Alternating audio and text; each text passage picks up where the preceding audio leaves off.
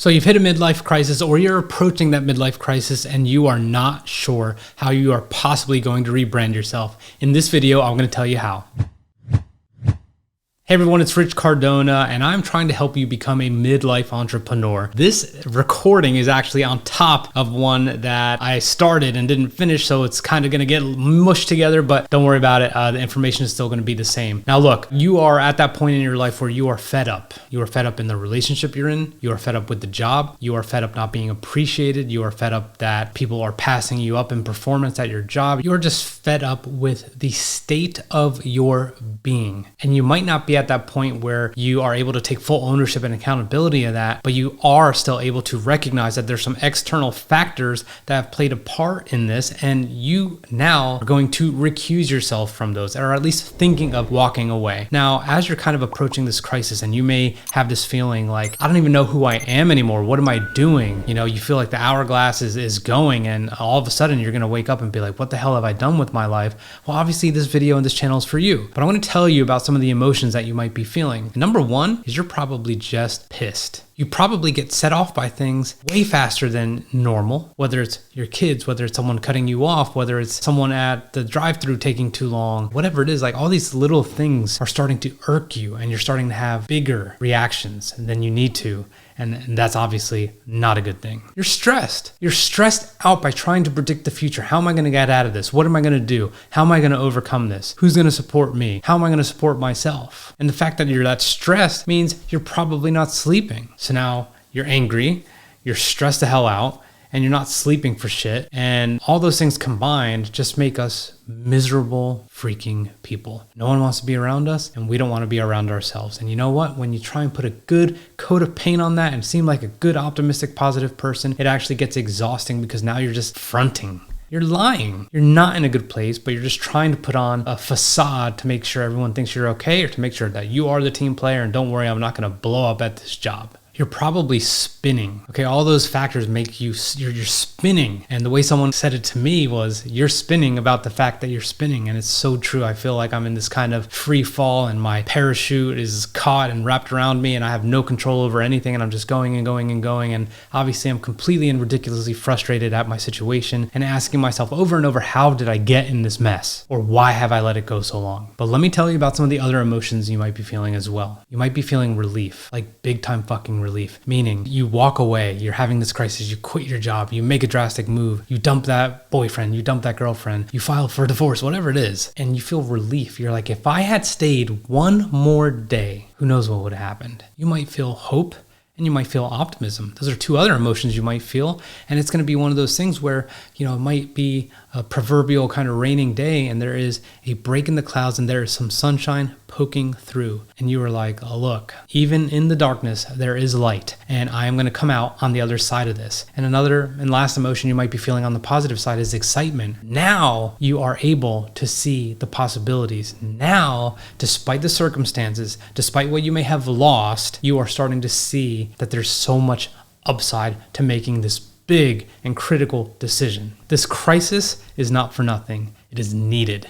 Now, let me tell you a quick story though. Clearly, I've talked about my old job a lot. Had it not been for that job, I wouldn't be an entrepreneur now. But I really think it's important that I kind of help you understand something. And that is, I was at that point where I could not recognize myself. I had no idea who I had become. Yes, I was working hard, and yes, good things were kind of happening at work, but internally, I was an absolute disaster. So this is what I like to call a public success and a private failure. Now, the irony in all this is that I knew I had been, inching closer and closer to kind of like, no kidding, like full on crisis mode. I was taking unbelievable risks. I was making unbelievably out of character decisions. And all during that time, as I was inching closer to that kind of like walking off the plank, I was losing a ton of weight. I had hired this trainer. His name is actually Mike Vacanti. He was Gary Vee's personal trainer for a while. And I had connected with him over that somehow, some way. And he was helping me. I mean, I was getting shredded for me. And I was probably approaching the best shape in my life. Now, look, I was on my feet 12 hours a day, or maybe sometimes more at work. But before work, I would run probably 3.5 miles in the Texas heat. And I had a home gym. I was working out at that gym. And I mean, mean, I was just firing on all cylinders. Now, the reason I'm even telling you that is because it doesn't make sense, right? Like I am improving, I am succeeding very, very well in one aspect of my life, which was kind of that weight loss and fitness and just getting kind of jacked and putting up a lot of weight. And at the same time, I was flailing mentally and internally from my job and what I was doing. Now, the funny thing about this is, well, number one, like you can't counteract the poison and the toxicity that may be happening with just addressing one little thing. Now, it doesn't mean you have to address everything at once, but you're not going to be able to counteract it. I believe I was trying to counteract it and just be like, well, if I'm in good shape, then who cares about anything else? Which couldn't be further from the truth. So the reason I wanted to tell you that before we talk about how to rebrand yourself, so to speak, is to just really be on the lookout for areas that you may be thriving in that you believe might be balancing out all the nonsense. We do this in relationships, we do this with jobs, we do this with locations, we do this with just our own mental health. And that's something you absolutely have to pay attention to.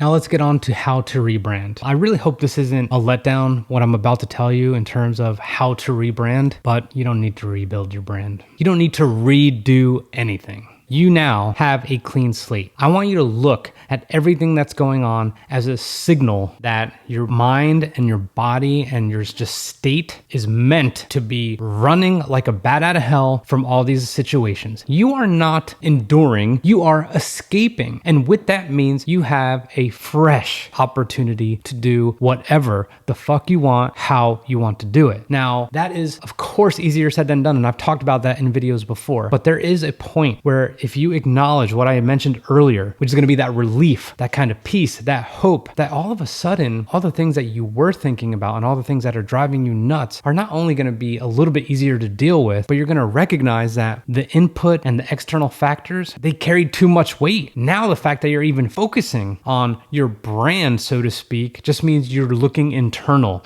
And this whole thing is an exercise in self-awareness. And I don't care how often that phrase might be thrown around, with some of the other phrases that we probably hate, authenticity, provide value, and all these other things. But self-awareness, I am telling you, is the no kidding unlock. Let me get you another quick story. When I walked away from that job, when I was pretty much probably going to get fired anyway, because of me being absolutely nuts, I started to look at the things that enjoyed me. I was living with my in-laws, and somehow, some way, it didn't bother me at all.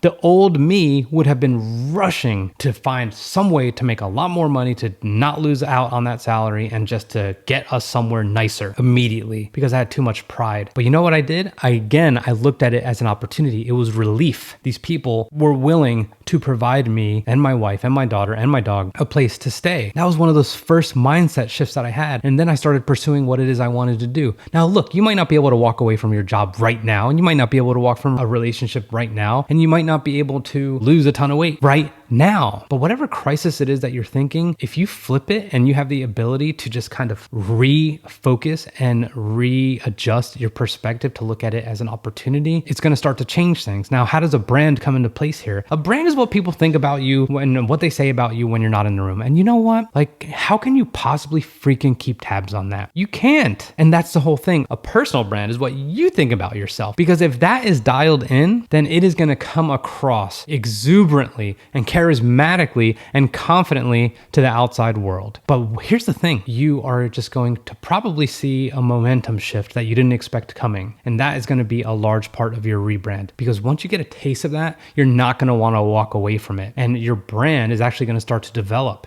People are going to see it as someone who's coming out on the other side of something, someone who is able to be resilient, someone who is able to persevere. And then all of a sudden, people are going to be like, I want that. They might not want your crisis or whatever the fuck you went through, but they are going to want not only to see you win, whether they celebrate that privately or with you, but they're going to see that as a mirror and they're going to want it for themselves. And then your brand really starts to kind of catch steam. You've already done the work internally to just Think about how much you care about yourself and what you want for yourself. This is literally like if you're in a relationship and this person really goes overboard with getting you gifts and you're not necessarily a gift giver and you don't believe that and you believe it's experiences that actually matter, then you're not going to actually give a shit that this is what that person wants. And it sounds crazy and indulgent and totally selfish, but the more selfish you can become in a situation like this, the better it is going to be for you, the better it's going to be for your brand, and the better it's going to be to the brand represented externally. So this is what I hope you take away from this. This is not a rebuild, okay? This is becoming completely in tune with what it is you want, how you want it, and recognizing a crisis or crises as actually an opportunity. It is a signal from the universe that you should run and never look back at whatever it is that is probably at the epicenter or the eye of this storm. And if you can do that, your brand is going to come together. I don't want you to think about how to fortify your personal brand and make yourself unstoppable. I just want you to think about you. Think about how you're branded to everyone else. You will never focus on how you're branded to you. So with that said, if this was valuable to you, please consider subscribing, tag a couple friends. Let me know in the comments what it is that you've walked away from or what you need to walk away from and why you think you will be able to thrive. No matter how chaotic and crazy it seems right now, let me know what it is about you that's going to help you come out on the other side. I'll see you next time.